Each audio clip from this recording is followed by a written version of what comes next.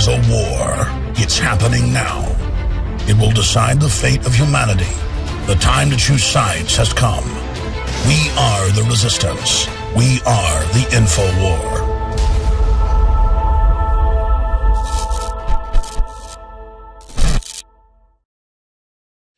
But we haven't had a big event since we became fully industrialized the last 60, 70 years.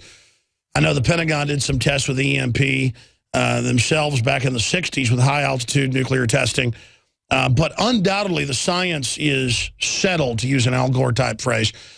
The point is they know that EMP is a serious issue, and I don't really see any time or energy being spent on it. So recap for us, I'm going from memory here, Michael. You know, they've had congressional hearings the last few years. I know that. They debate how much money it would cost to harden things. I see some news reports saying we're due for a big EMP naturally to occur from the sun. I mean, what's the bottom line on this? And then what would it look like if we did see a lot of the power knocked out in the U.S.? I've seen some research papers saying that we may never get the power back on for a long period of time and that we would see societal level collapse. Well, everything you just cited is correct. It has settled. The scientists have concluded that EMP is a very viable threat, whether natural or man-made, and it can affect our very vulnerable electrical grid and electronic components.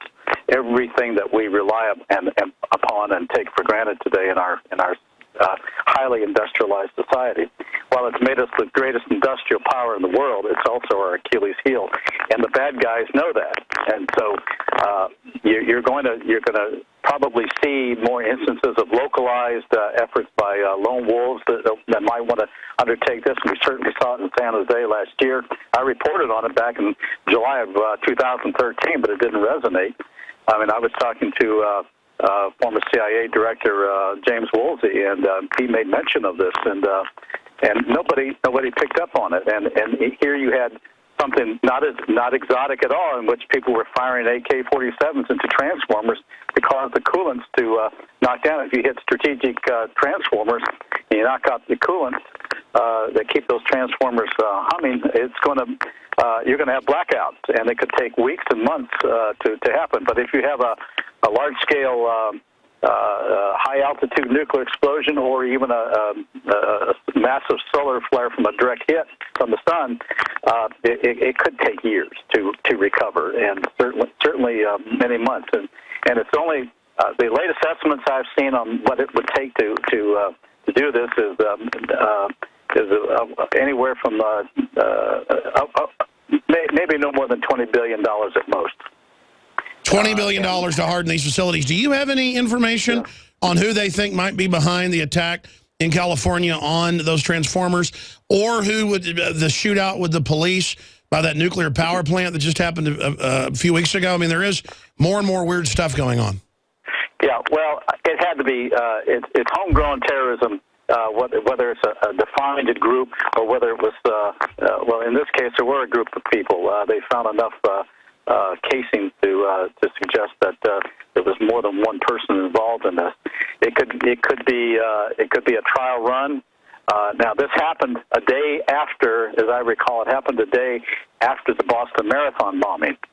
And there are a lot of Chechens in that area. So is there a connection? The FBI has supposedly been looking at these kinds of things. Was it a test run for something larger? It's quite conceivable. The fact that they're using AK-47s is indicative of someone who had to be familiar with that firearm and knows its capabilities.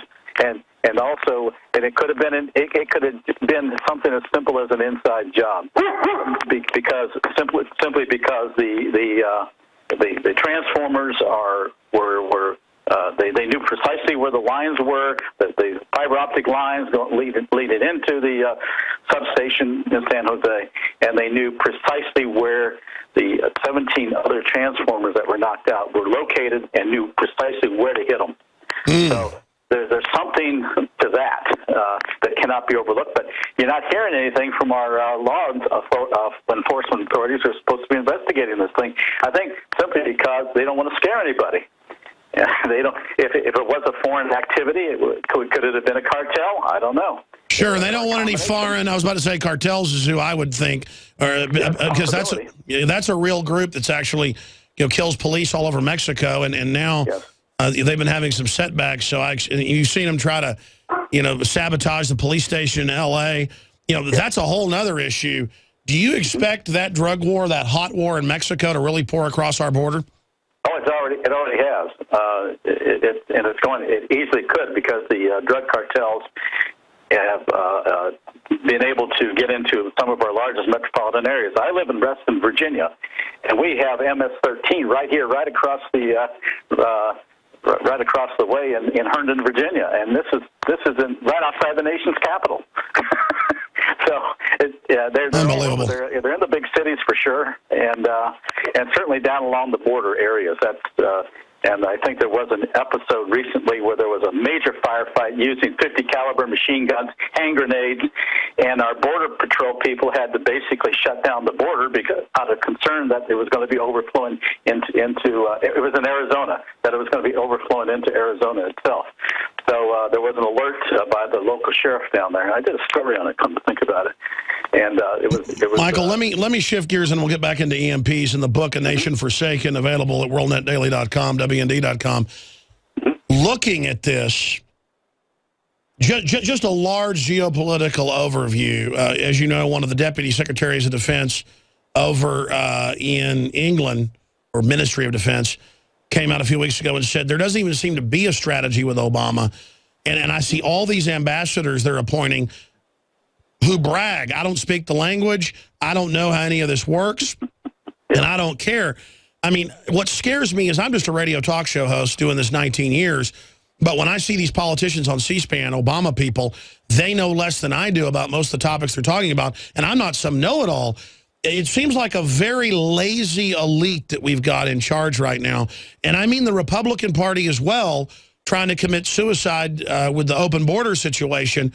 I mean, are they trying to do us in like the old Roman Empire? But, I mean, how would you describe the political climate? Because it just seems like it's really like rotten fruit or something.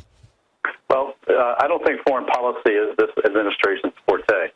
And so they're looking more domestically. And what we're doing internationally is reacting more to events rather than having any long-term strategy. And this is actually hurting us. And even when you look at the appointments that are being made at at our ambassadorship, it is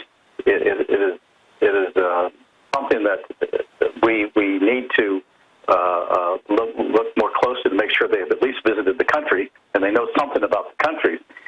The civil service and the ambassadorships from other countries, like the United Kingdom, what have you, are people who have vast background and experience in what they're going to be covering, and we just don't do that. We have a foreign service that is in a number of other countries, but what's happened is that the Obama administration has increased the percentage of representation with the political appointees, principally his donors, into these high-level positions, and they don't know anything about what they're doing. It's just a step forward for them. There's no commitment, they don't have this burning desire to learn something about the country or to better U.S. foreign policy, and there's no strategy. And I think that this is why you're seeing and hearing complaints from overseas that the United States no longer has a strategy, and that our standing as a world power is diminishing, and the Obama administration doesn't seem to be doing anything to try to reverse that. And that segues right back into EMP. It's like if you care about things and you want to learn about the world, you're a weirdo. But if you want to run around and have, Jay-Z or whatever to the White House and have a party, oh, that's so cool. It really is frightening to think about so much of the political class in this country. I think are smoking their own political propaganda. Well, I think you're right. I think the problem is that it's projecting an image of the United States as weak, and as a consequence, other powers are seeing that, and they're going to take advantage of it, and they are, and they're taking full advantage. The instant you create that power vacuum, political, military, or economic power vacuum, others are going to swoop right in. And we're seeing that now with the Chinese, just in asserting itself in Asia, with a lot of our traditional allies, to the point where Japan and Korea no longer look upon the United States as part of as provided them that protective umbrella that they were promised years ago, and so now they're going their own way. They're going to be militarizing more. Certainly, Japan is, and they have the industrial capability to go nuclear. Japan can do it within 6 months. I was about to say, we all know the Japanese have been doing secret stuff. And the word is they've already got the weapons. Now they just have to put them in the missiles. And Japan came out today. I've got the article and said they're looking at going ahead and going nuclear, or at least allowing the U.S. to station weapons there. That's how insecure they are right now. Oh, they're very insecure. Plus, you have a new mentality that's developing in the form of the current prime minister there, Abe, in which he believes more in militarization, more of Japan asserting itself. And what does this cause? It's created more of a problem between China and Japanese relations as a consequence. And of course, the rivalry and the hatred between those two countries goes back, to the beginning of the 20th century, if not earlier. And since Japan occupied China. That's right. A number of years. Well, Michael Maloof, forgotten that. No, it's true. And then they had wars before that, and the Divine Wind turned back those invasions. A Nation Forsaken, available at WND.com. And I look forward to talking to you again in the future. I mean, in closing, am I correct in saying there is more interest in EMP now, and there is some movement in Congress, or is that wrong? No, there is some movement. We've established an EMP coalition in which we're talking more about it. Where there is more discussion about it. Certainly, the San Jose episode helped bring EMP issues to the fore, but there still needs to be a lot more done in Congress, and certainly they're more concerned about cyber security than they are about the effects of an EMP. If you can guard against an EMP, you can guard against cyber attack. And they're just not looking at it in that vein at this point. They're not there yet. And I doubt that we're going to get legislation passed in the Senate. We might be able to get something passed in the House, but that's problematic. All right, Michael, thank you so much. Thank you. Very interesting interview, as always. Smart guy.